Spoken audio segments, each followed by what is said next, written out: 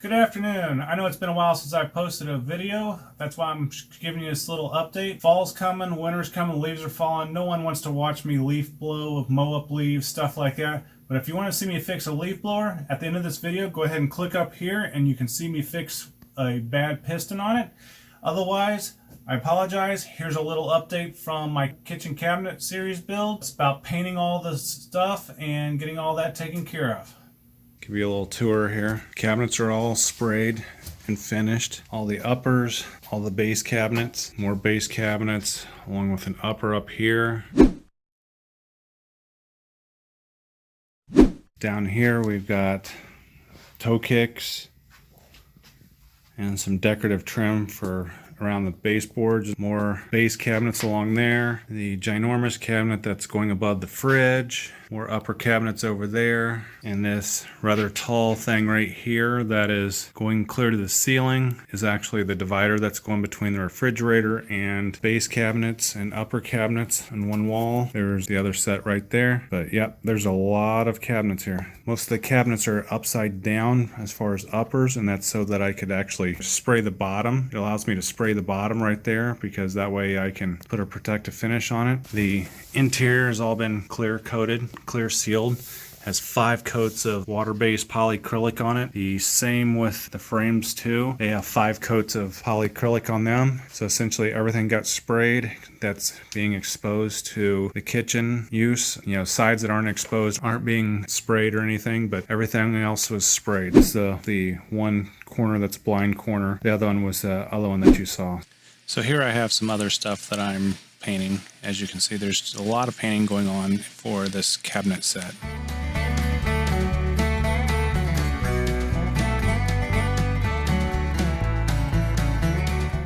Again, almost all the cabinets are upside down so I can paint the bottom, which will be visible.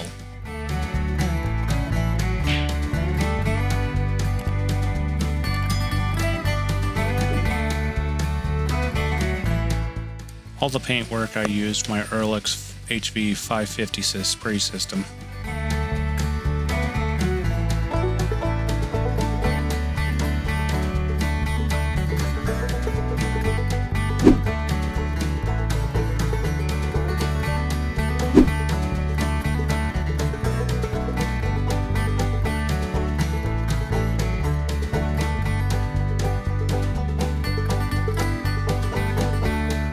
Here's my door and panel tree. I used it to put the doors and panels and anything on there that was small that after I painted or sprayed them.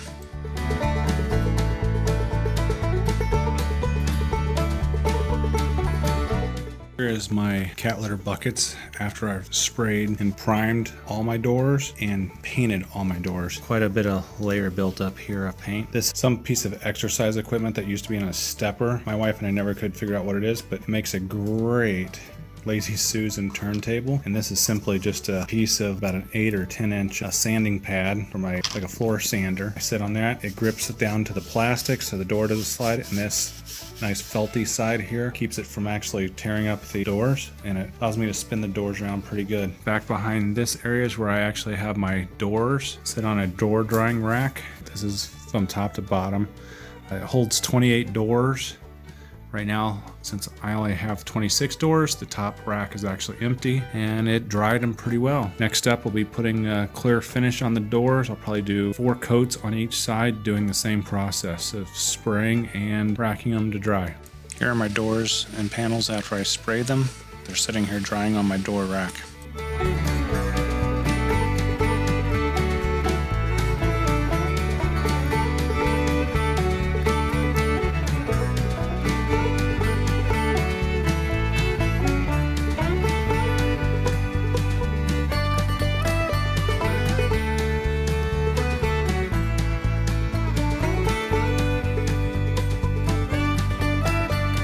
You can see here as you're doing a full kitchen cabinet set, there's a lot of doors and panels that go on to these things that require a lot of space for drying. A door rack is good for doing this.